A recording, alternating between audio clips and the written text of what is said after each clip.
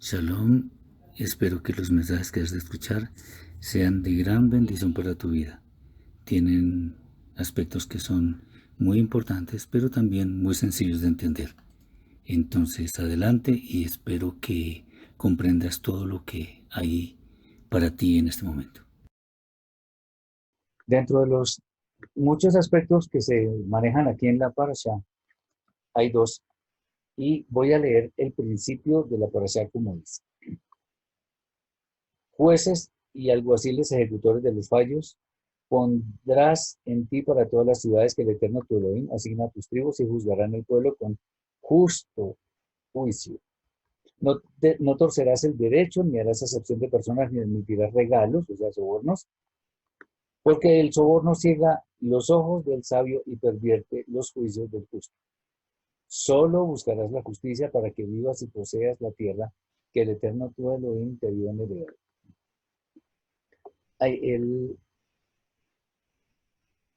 Muchas personas tal vez dicen que uno no debe juzgar a nadie. Y en general, eso es cierto. Sin embargo, hay un tema que pone Yeshua en el capítulo 7, versículo 24 de la carta del Evangelio de Yohanan, donde dice, no juzguéis según las apariencias, sino juzgad con justo juicio. Bueno, a eso nos debemos nosotros. O sea, si nosotros vamos a juzgar, que sea con justo juicio. Ahora, no estemos posando de jueces para todo, ¿no? Simplemente, si es necesario, lo hacemos. Si no, de todas maneras nos formamos una opinión, un concepto, y bueno, ya veremos el Eterno en dónde nos pone para dar algún testimonio o algo así. Pero siempre debemos juzgar con justo juicio. A veces se nos van las luces por ahí cuando de pronto pensamos apresuradamente de alguien y pues obviamente eso no es lo que el Eterno quiere. No debemos juzgar a alguien ni por su aspecto, ni por su dinero, ni por nada de esas cosas. Por eso es bueno que cuando el Eterno nos da esa posibilidad de discernir para no ser engañados. Pero digamos que eso es solo un abrebocas a los temas que vienen, porque esto no es sino una pequeñísima parte de la Torah, y especialmente de la oración. Vamos a hablar de un tema bien interesante. Esta lo encontramos en el capítulo 17, versículos 8 al 13. Miren lo que dice. Si se presentare un caso de juicio demasiado difícil para ti, entre sangre y sangre, entre veredicto y veredicto, entre llaga y llaga, siendo la controversia muy reñida, te levantarás y subirás al lugar que escogiere el Eterno tu Elohim, y acudirás a los sacerdotes levitas y al juez que a la sazón juzgare, y ellos te darán su fallo. Y tú procederás conforme a la sentencia que dictan los del lugar que escogiere el Eterno, y cumplirás sus términos. Harás lo que te enseñaren que hicieres según el juicio de ellos. Al respecto no te apartarás ni a la derecha ni a la izquierda. Y el hombre que deliberadamente no obedeciere al sacerdote que está para servir allí, al Eterno tu Elohim, o no escuchare al juez actuante, ha de morir.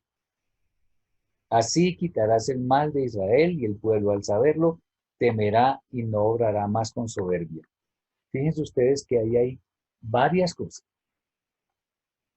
Imagínense que estos textos, este texto que acabo de leer, es la base para que exista el Talmud, porque dice que cuando hay dificultad entre veredicto y veredicto, entre sangre y sangre, etcétera, irás al lugar donde están los jueces.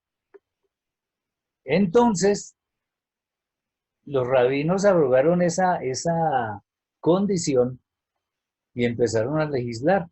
Por eso vemos tanta halajá, tanto documento como el Talmud, el Shulchan Aruch, el Me'an Lo'ez, el Zohar, en fin, 200 documentos. Entonces, Si alguien en el pueblo judío tiene alguna duda, dice, pues vamos a ver lo que dice el Talmud. Porque supuestamente de allí surgieron quienes deberían juzgar al pueblo. A ver, supuestamente, porque eso lo elige el Eterno directamente o lo delegan a una autoridad específica, como Moshe, cuando le impuso las manos, ¿a quién? A Yoshua. Acordémonos que la imposición de las manos tiene que ver más con delegar autoridad, no con sanidades. Bien,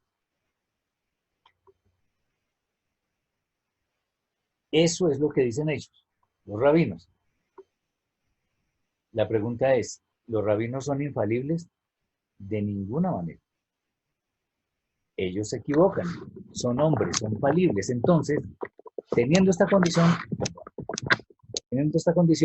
no podemos pensar que ellos no se pueden equivocar en ningún concepto, en ningún veredicto que ellos den. No, ellos se pueden equivocar. Son personas que, bueno, sí tienen sabiduría, pero no son infalibles. Bien, esto ha servido para que muchos le crean a los rabinos. Entonces, dicen, no, pero es que eso tiene sustento bíblico. Ahí dice claramente que hay que acudir donde los jueces que existieran o los sacerdotes y a ellos hay que oírles. Lo peor es que dice por acá, lo peor pues no por la Torah, sino por el ser humano. Dice, y el hombre que deliberadamente no obedeciere al sacerdote que está para servir allí al eterno tu Elohim o no escuchar el juez actuante, ha de morir. Así quitarás el mal de Israel. Pues ustedes imagínense si uno no está de acuerdo con algo que diga el Talmud, por ejemplo. ¿Se imaginan? O sea, estamos pensando, estamos hablando de leyes humanas que no son infalibles, que no tienen el mismo grado de autoridad que la Torá. Entonces, eso es algo que nosotros debemos tener muy en cuenta y sobre todo, por ejemplo, por cosas como esta, ya les digo.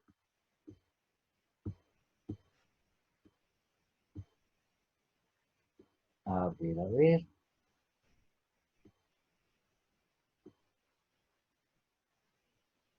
Por ejemplo, de algo que quiero hablar ahora un poquito más luego.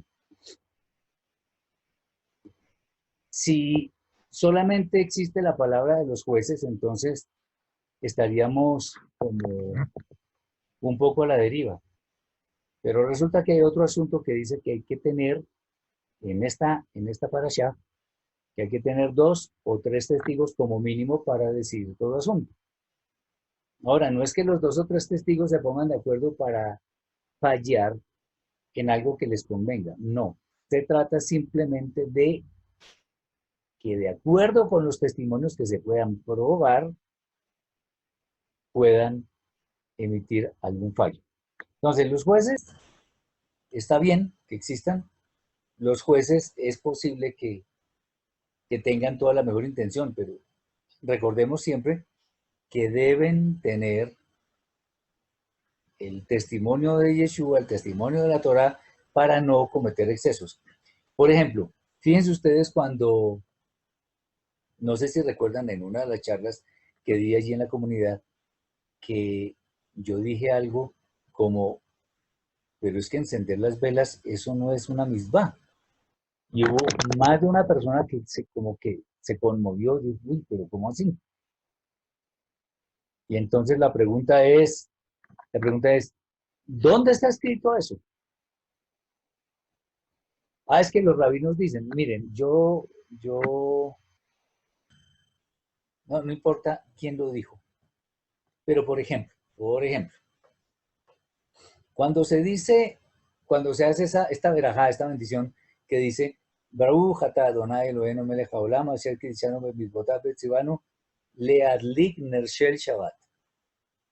Para empezar el Shabbat, entonces dicen, bendito eres tú, eterno, nuestro Elohim, Rey del universo, que nos santificaste con tus mandamientos y nos ordenaste encender estas velas de Shabbat. ¿Dónde está escrito eso en la Torah? Decir eso, déjenme decirles que es casi que hacer al eterno mentiroso, Hasbo y Shalom. Porque eso no está escrito. Como no está escrito que uno debe hacer pan jalá en Shabbat, no está escrito que uno debe tomar vino en Pesaj, muchas cosas. Por eso debemos discernir. Tenemos que tener muchísimo cuidado con ese asunto porque no corresponde con la realidad. ¿Sí van conmigo? ¿Sí me entienden lo que quiero decir? Entonces, esto también nos indica que debemos ser muy cuidadosos de a quién escuchamos, a quién seguimos. ¿Se acuerdan que hay un dicho que dice, dime con quién andas y te diré quién eres? Bueno, yo también diría, dime a quién sigues y te diré quién eres.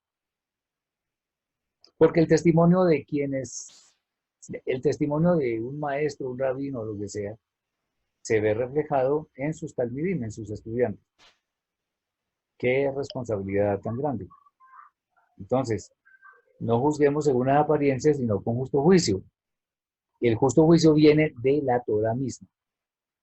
Nosotros debemos ser lo suficientemente honestos como para decir, no sé qué significa esto, no sé cuál es el significado. Eso es mucho más honesto que empezar a dar opiniones con base en algo que no conocemos. ¿Está claro? Bien, aquí tengo otro asunto interesante. Es la necesidad de los 2 o 3 testigos, como les había mencionado hace un momento. En Devarim 19:15 dice lo siguiente. A ver, dice así. Un testigo solo no bastará para culpar a un hombre por cualquier iniquidad o pecado que hubiere cometido. La imputación en tal sentido deberá hacerse por 2 o 3 testigos. Dice acá inclusive, si un testigo malicioso acusare a alguien de algún delito, ambos se presentarán ante el Eterno, ante los sacerdotes y ante los jueces que hubiere a la sazón.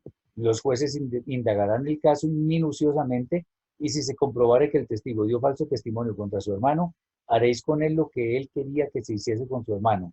Así extirparás el mal de entre vosotros. O sea, se le va a dar una recompensa medida por medida, midá que neguer midá. Hay un caso que está en un libro apócrifo, pero bien vale la pena que lo analicemos porque independientemente de que no pertenezca al canon, es un ejemplo interesante, digo yo interesante. Se trata de una añadidura al libro de Daniel que se llama La historia de Susana. Bueno, resulta que hubo, yo no sé si fue que 2 hombres ya casi ya ancianos la vieron bañándose, no sé si ella, no sé, algo así, y la codiciaron. Entonces, como que la química hacia ella fue terriblemente fuerte.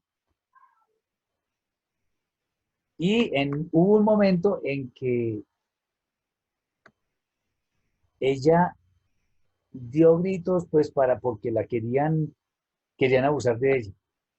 Y entonces, cuando vinieron, estos hombres dijeron, no, dieron mal testimonio de ella es una mujer cualquiera y cosas de ese estilo.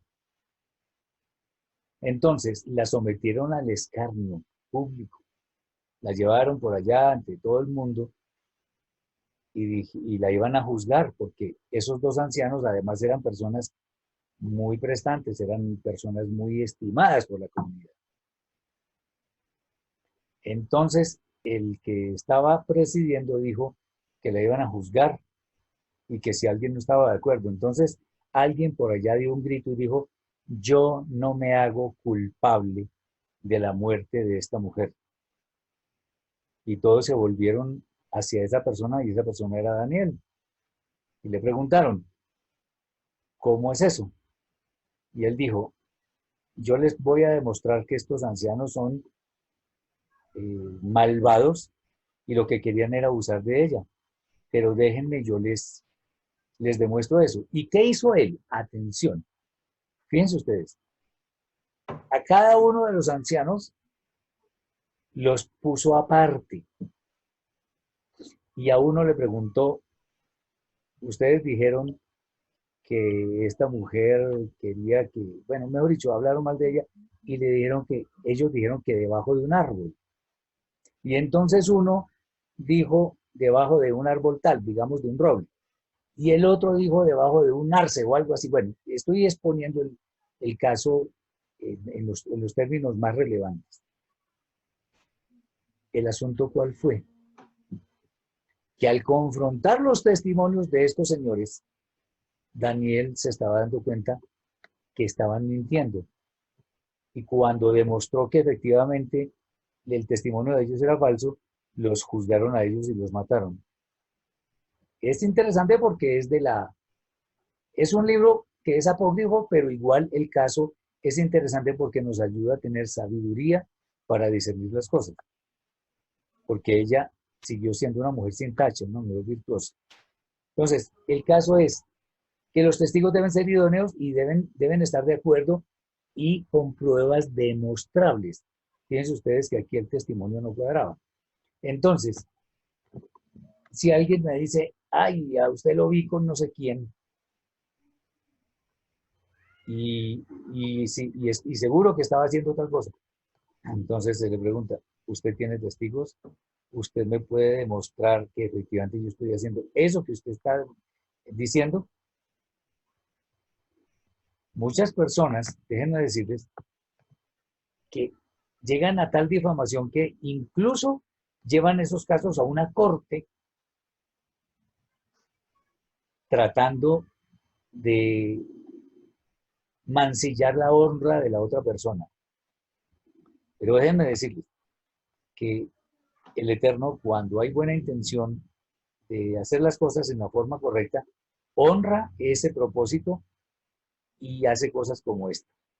No deja que las personas sean avergonzadas.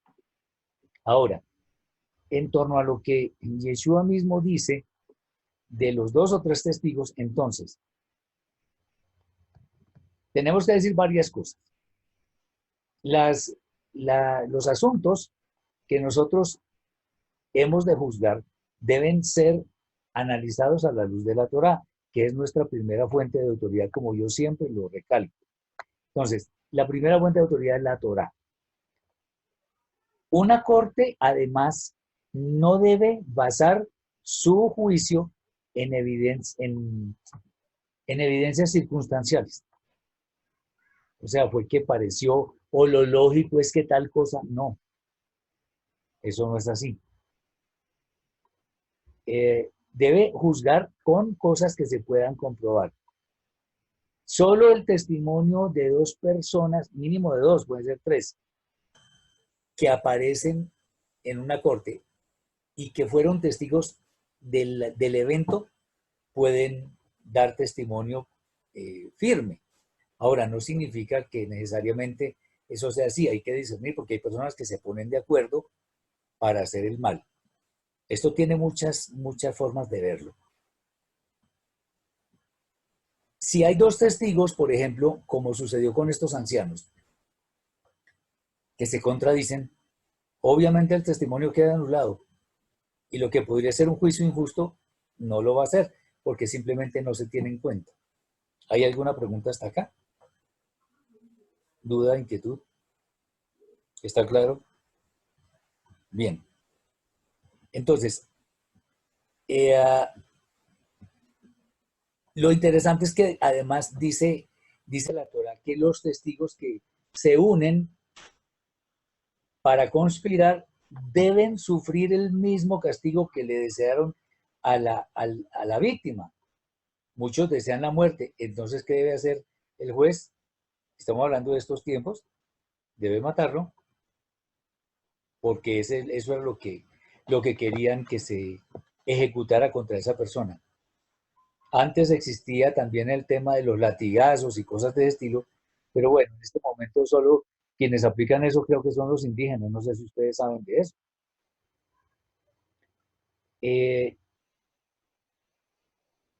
Hay algo que existía anteriormente también. Voy a leer un poco, dice acá, los saduceos que negaban la Torá, la tradición oral, instruían a sus jueces a actuar en forma contraria. O sea, si se descubría la conspiración de testigos antes de castigar a la víctima, quedaban liberados. Si después se los castigaba, si después del castigo se los castigaba a ellos. Entonces, tengamos mucho cuidado con ese tema. La Torá es muy clara en cuanto a la forma como nosotros debemos conducirnos en torno a todas en torno a todas las cosas que hay en la vida, a todos los eventos, con todas las personas. Entonces debemos ser muy cuidadosos. ¿Ok? Ahora, ¿hasta ahí está claro? ¿No hay preguntas? Bueno, yo quiero hablar de otro tema que es, y en este espero que de pronto ustedes puedan participar porque es interesante. Y es el famoso tema del profeta como Moshe. ¿Qué es lo que pasa acá? Miren lo que está escrito en Shoftim 18, 15 al 19. Dice así. Un profeta de entre tus hermanos hará surgir para ti el Eterno tu Elohim. A él le escucharás, conforme a lo que pediste al Eterno tu Elohim en Joreb, el día de la gran asamblea.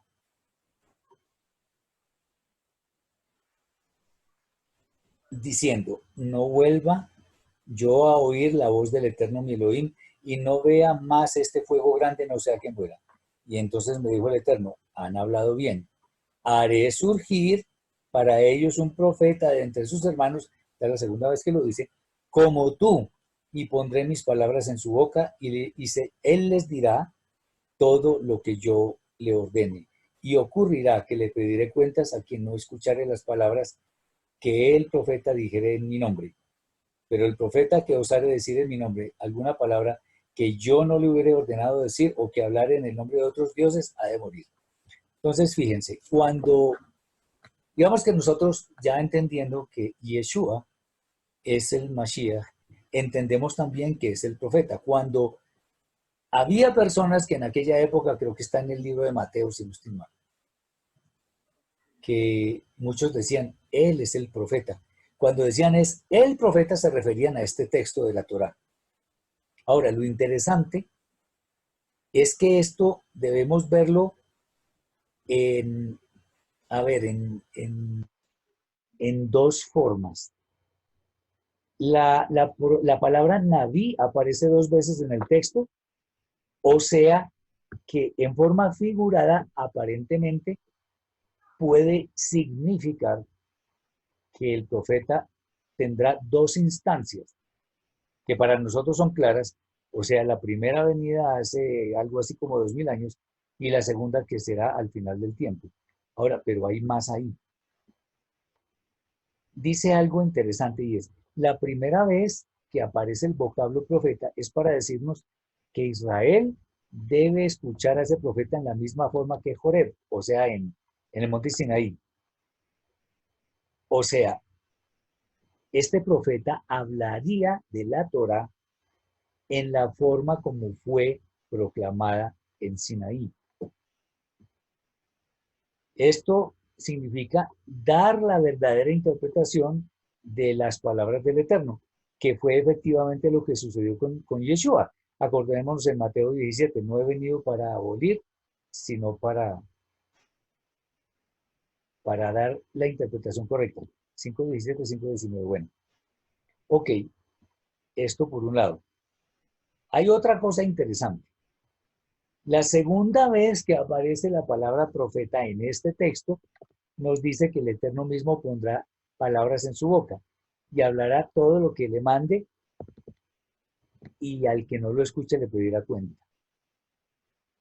Recordemos que el Mesías viene por segunda vez en su rol de juez, de rey.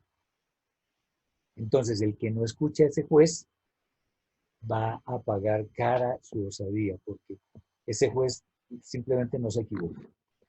Pero bueno, cuando decimos, hasta ahí está claro, ¿verdad? Entonces, el texto de Devarim lo que nos está mostrando es que aparentemente nos profetiza sobre las dos venidas. Pero cuando les dije que quería que ustedes participaran, sí me gustaría sus aportes en algo que voy a decir. Cuando dice el profeta como Moshe, o dice profeta como tú de entre tus hermanos, levantaré. Eso significa que el profeta debería tener características muy parecidas a Moshe. Y entonces aquí van varias y vamos a ver si ustedes pueden ver otras. Bien, disculpen un momento. Juan, ¿está escuchando? Ok. Bueno, lo primero, Moshe estuvo en peligro de morir recién nacido. Y Yeshua también. Ahí está una. Otra, Moshe fue despreciado por sus hermanos.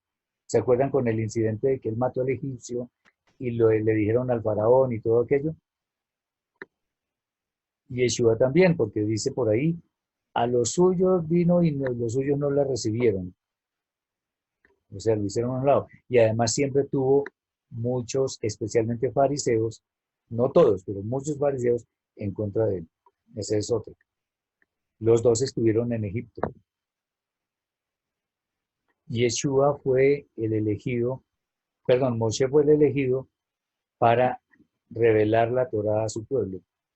Y Yeshua fue elegido para dar la interpretación correcta de la Torá que Moshe proclamó en Sinaí. ¿Encuentran algunas más? Claro que hay más. ¿Se acuerdan de alguna? Los escucho.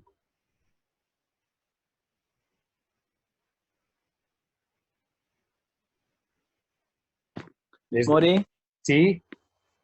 Yeshua, bueno, pues Moshe le habló a multitudes, pues por medio de Aarón, y pues ¿Perdón? Yeshua, Moshe le habló a multitudes por medio de Aarón, y pues Yeshua también le habló a multitudes. Bueno, digamos más o menos. No es tanto. Sí, ok, le hablo a multitudes, pero hay otras cosas que son directamente semejanzas que son pues muy claras. A ver, pero bueno, está bien. Les ayudo con otra. Moshe ayunó 40 días y Yeshua también.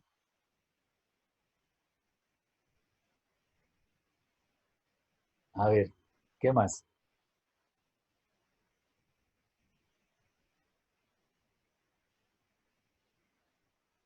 Moshe escuchaba la voz del Eterno y Yeshua también. ¿Recuerdan cuando la Bat Kol, o sea, la voz del cielo decía, este es mi hijo amado, a él de escuchar? Bueno, también. ¿Qué más podemos ver? Moche hizo milagros, Yeshua también. Muy bien. Otra. Moshe fue muy humilde, muy manso, y Yeshua también.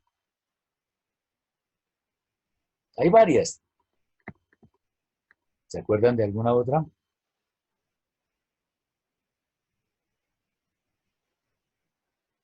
Yeshua y Moshe sintieron compasión por el pueblo en Ok, varias oportunidades. ok. Ambos oraron por su pueblo. ¿Se acuerdan Sí, en Yohanan 17, tremenda oración de Yeshua al Padre? Bueno, esa es otra. A ver, Moche rogó al Eterno por el pueblo para que lo dejara entrar o sea, que para que dejara entrar el pueblo, y Yeshua también le pedía misericordia al Eterno porque los perdonara porque no sabían lo que estaban haciendo cuando ok, ya estaban en la cruz. sí, intercedieron en momentos críticos. Sí, vale. ¿Qué otra? Muy bien.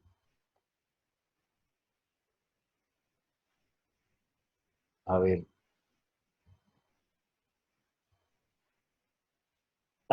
digamos, Moshe estuvo en un palacio y Yeshua dejó su gloria a un lado, digámoslo así, porque ambos se preocuparon por estar con su pueblo. Moshe fue legislador y Yeshua también. Moshe nunca buscó figuración y Yeshua tampoco. Recuerden que cuando Moshe, alguien le dijo que había no sé quiénes que estaban profetizando, él dijo, uy, pues ojalá todo el pueblo lo hiciera.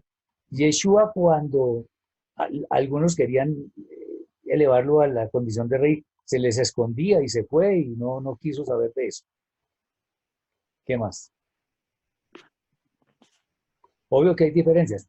Pero bueno, digamos estos aspectos lo que nos muestran es que efectivamente Moshe y Yeshua son muy similares en muchas cosas, no son iguales, pero sí tienen similitudes. Por eso podemos decir que Yeshua sí es el profeta como Moshe. Recordemos, bueno, hay una cosa y es que pues Moshe no pudo entrar al pueblo de la tierra prometida. Yeshua sí lo va a hacer, porque cuando venga al final del tiempo, él va a juzgar. En cierta forma, Moshe delegó para que se transmitiera la Torah en el pueblo. Yeshua también delegó, ¿se acuerdan? Por ahí en Mateo 28, donde dice, id y hacedme discípulos, tantos como podáis. Entonces Yeshua también delegó. Los dos pues son seres humanos, son hombres, no son seres divinos. Ambos son hijos de Israel. Ven, tenemos muchas similitudes. Les dejo como tarea que busquen más, que sin duda hay más. Y las podemos discutir en el chat. Bueno, hay muchos más temas. No alcanzamos a cubrirlos todos. Estaremos, si el Eterno lo permite, dando un tema interesante que se llama el amor y las relaciones de pareja. Ahora, esto es un tema bien fuerte, porque vamos a hablar de los niveles del alma, vamos, con bastantes ejemplos, si el Eterno nos lo permite. Y vamos a hablar de lo que son las relaciones de los casados y los solteros, según la Torah.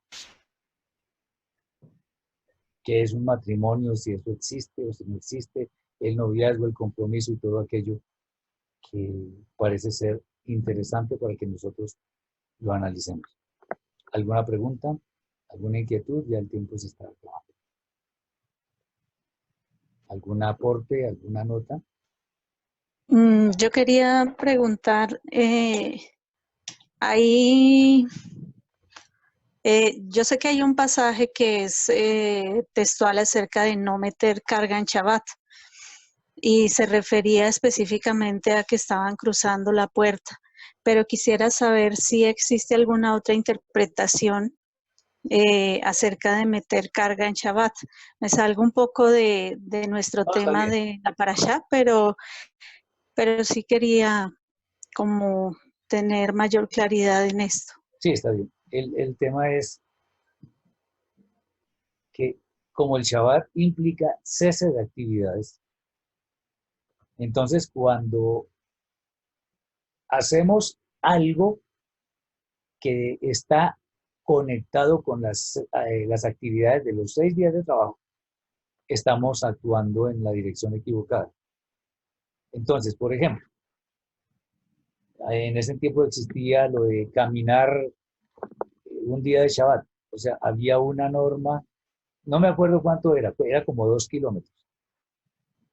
Entonces, si alguien hacía que otra persona andara más de los 2 kilómetros, estaba cometiendo un pecado grande. Si nosotros nos rodeamos de Misbot y entendemos que en el Shabbat debemos dedicarlo exclusivamente al Eterno, a la oración, a estar en familia y todo aquello, pues seguramente algo que no sea absolutamente necesario, pero que me quieran imponer es poner una carga adicional. Es más o menos la idea, o sea, pero de todas maneras se puede ver con muchas ópticas, espiritualmente y naturalmente. Pero no podemos tratar de que otra persona haga más de lo que se debe hacer en Shabbat. Si, por ejemplo, el Eterno puso a hacer a los Kohanim unos korbanot allá en el medio del pueblo, el día de Shabbat, pues Moshe no podía decir, bueno, pero hagamos otro corbán porque vale la pena que el Eterno se dé cuenta de nuestra actitud. No, eso sería alajá de hombres y eso no tiene sentido. Entonces, poner carga adicional tiene que ver con sobrepasar lo que realmente está permitido. Ahora, habría que ver en general cuáles son las cosas que están permitidas y las que no. Solo para terminar, no estoy muy de acuerdo con esas 39 actividades que en el judaísmo dicen que no se pueden hacer en Shabbat. como por ejemplo escribir, y si a uno se le olvida una enseñanza de Torah, pues lo mejor es escribirla para volver a repasar. Hay gente que dice que no se puede bañar, no estoy de acuerdo. Cosas de ese estilo, y así sucesivamente. Bueno, el tiempo se acaba, ya estamos prácticamente al fin. Espero que nos encontremos. Mañana espero sentir el apoyo de ustedes. Hay algunas cosas que tengo que arreglar ahora respecto a esas charlas. Entonces, por hoy dejemos así, pero ya en las próximas volvemos a tratar de dedicar un poco más al tema de las palabras de Yeshua. Muchas bendiciones para este Shabbat. Estamos en contacto y cualquier pregunta ya saben cómo que las Gracias. tomaremos. Shabbat shalom. Gracias. Muchas bendiciones. Gracias, More. Shalom. Shabbat shalom. Shabbat shalom.